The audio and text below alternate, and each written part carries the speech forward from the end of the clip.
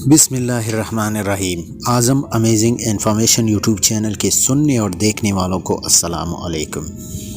قائد اعظم محمد علی جناح کا شمار دنیا کے ان گنے چنے لیڈرز میں ہوتا ہے جن کی ذہانت، بصیرت اور حاضر جوابی ان کو ان کی دیگر لیڈران سے ممتاز کرتی ہے۔ یہ ان کی بہترین قیادت ہی تھی جس کے سبب مسلمان ایک علیحدہ وطن حاصل کرنے میں کامیاب ہو سکے۔ قائد اعظم کی پوری زندگی کا اگر جائزہ لیا جائے تو یہ واضح ہوگا کہ اگر پاکستان کو وجود میں لانا ممکن ہو سکا تو اس کی سب سے بڑی وجہ ان کی ذہانت اور بصیرت ہے۔ اس حوالے سے کچھ اہم واقعات آپ لوگوں کے ساتھ شیئر کیے جائیں گے۔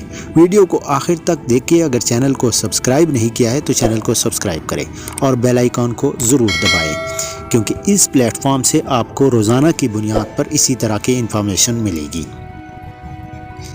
ناظرین گرامی، قائد اعظم جب لندن یونیورسٹی سے تعلیم حاصل کر رہے تھے تو ایک انگریز پروفیسر پیٹر ان سے سخت نفرت کرتے تھے۔ ایک دن پروفیسر جس ٹیبل پر کھانا کھا رہے تھے، قائد اعظم بھی اسی ٹیبل پر بیٹھ گئے۔ پروفیسر کو ان کا اس ٹیبل پر بیٹھنا پسند نہ آیا اور انہوں نے کہا کہ کیا آپ کو معلوم نہیں ہے کہ ایک پرندہ اور سور ایک ساتھ بیٹھ کر نہیں کھا سکتے؟ قائد اعظم نے جواب دیا کہ آپ پریشان نہ ہو، میں یہاں سے اڑ کر دوسرے ٹیبل پر کھانا کھا لیتا ہوں۔ قائد اعظم کی اس حاضر جوابی پر پروفیسر کو بہت غصہ آیا اور اس نے قائد اعظم سے بدلہ لینے کے لیے اگلے ہی دن ان سے سوال کیا کہ اگر تمہیں دو بیگ ملے، ایک میں دولت اور دوسرے میں دانائی ہو، تو تم کس کو اٹھاؤ گے؟ جناح نے جواب دیا، دولت والے بیگ کو۔ اس جواب پر پروفیسر نے طنزیہ مسکراہٹ کے ساتھ کہا کہ اگر میں تمہاری جگہ ہوتا تو دانائی والے بیگ کو اٹھاتا۔ قائد اعظم نے جواب دیا کہ ہر انسان وہی چیز اٹھاتا ہے جو اس کے پاس موجود نہیں ہوتی۔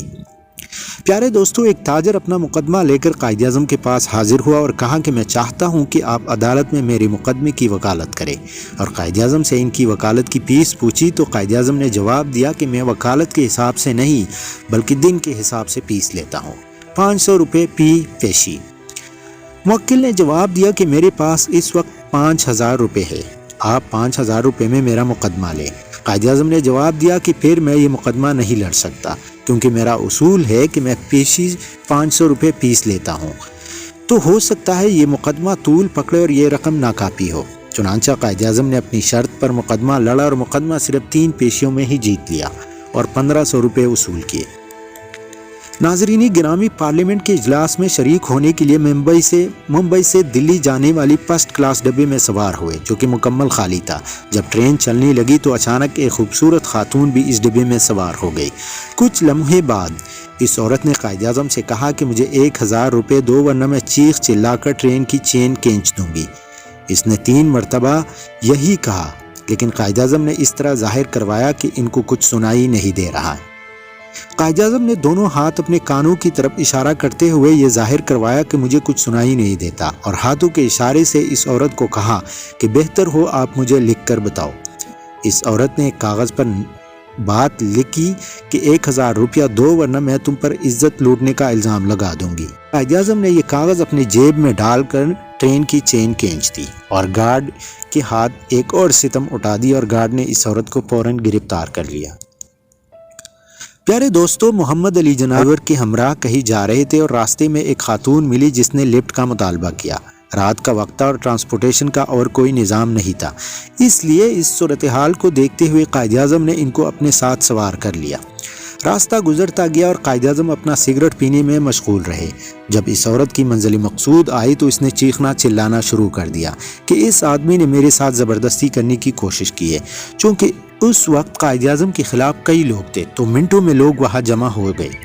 قائد اعظم نے اپنا سگریٹ لوگوں کے سامنے کر کے ایک جھٹکا دیا تو سگریٹ کے آگے جو کل سا بن جاتا ہے وہ نیچے گرا۔ تو قائد اعظم نے کہا کہ اگر میں ان کے ساتھ زبردستی کرنے کی کوشش کی ہوتی تو یہ کل نہ بنا ہوتا، بلکہ اگر اس کے ساتھ زبردستی کی ہوتی تو ابھی تک اس سگریٹ کے اوپر یہ کل نہ ہوتا۔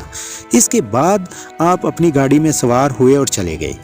قائد اعظم محمد علی جناح ایک مرتبہ سفر کر رہے تھے اور سفر کرتے ہوئے ان کو یاد آیا کہ ان کے ٹکٹ ان کے ملازم کے پاس رہ گیا ہے۔ جب سفر سے اترے تو انہوں نے ٹکٹ والے سے کہا کہ میرا ٹکٹ ملازم کے پاس رہ گیا ہے، تو مجھے ایک اور ٹکٹ دے دے۔